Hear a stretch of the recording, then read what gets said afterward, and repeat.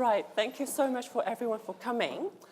So my research is to look at how teacher employs embodied enactments in addressing learning initiatives in a beginner level English for speakers of other languages classroom in the United States.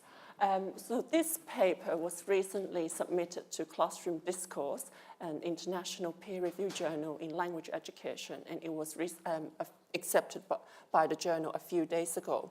So I welcome any feedback from the audience. So previous research has paid lots of attention on the rigid and traditional IRF classroom structure. That's the teacher initiation, students' response, and teachers' feedback. However, lots of research fails to acknowledge the role of learner agency in creating learning opportunities in the second language classrooms. And Hansen Jiang Waring suggested that learner initiatives should be something that second language education research to focus on in the future. And learner initiatives refers to any learner attempts to make an uninvited contribution to the ongoing talk. And then it is an indication of learner agency, and it has potential to generate learning opportunities in L2 classrooms.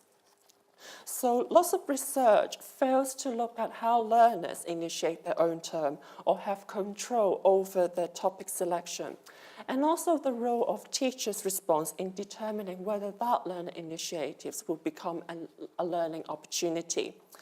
There is also a limited research which investigates how beginner-level ESOL learners attempt to initiate an invited response in the classroom and how teacher responds to these initiatives.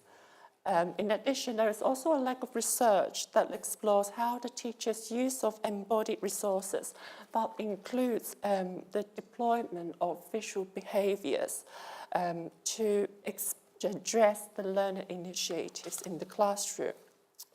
So for my research, I aim to look at how a teacher employs what I term the embodied enactments as a pedagogical tool to contingently respond to learners' initiatives.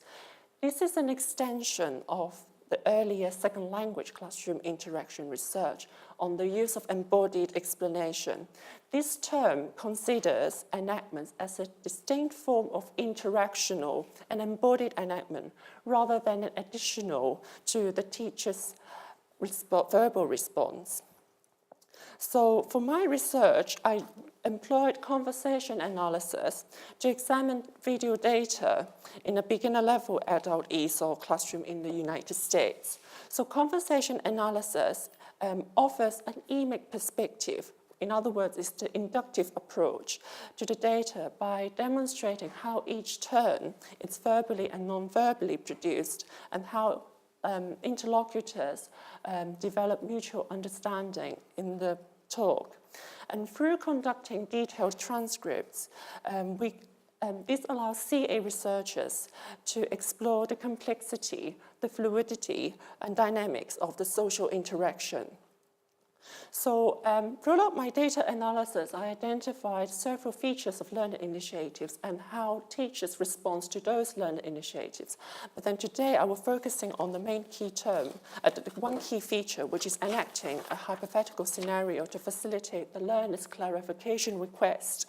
So as we can see in the transcript here, that learners employs her apparently limited English verbal responses and the use of her body to enact a hypothetical event, i.e. taking a seat in the bus. We can see it somewhere here.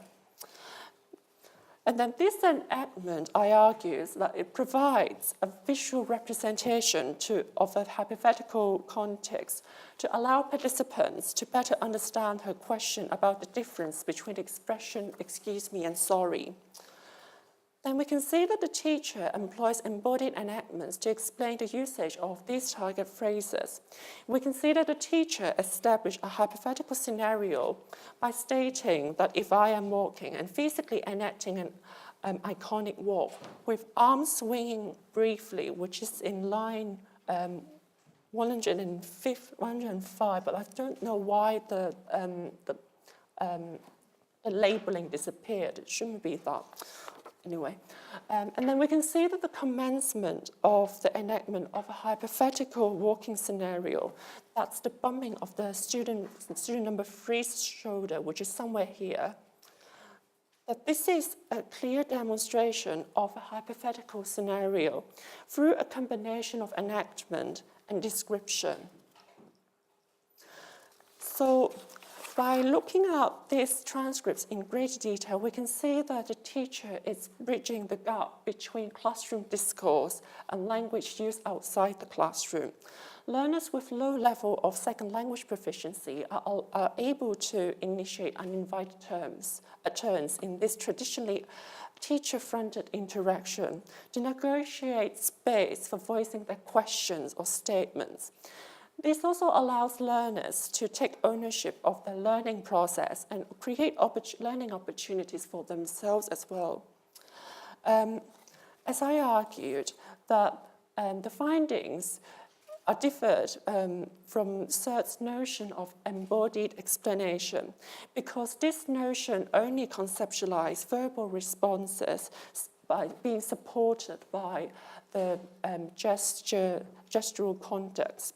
Because we can clearly see that the teacher is doing something more than using her body to emphasize pronunciation or add visual description of a concept, as previous researchers have skillfully demonstrated.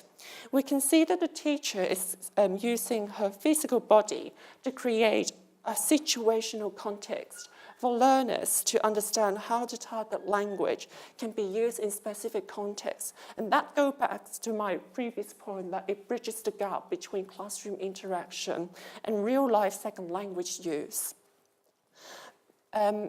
We can also see that addressing learners' initiatives allows teachers to incorporate them into the lesson plan, and it is indicators of learners' non-understanding of the pedagogical content.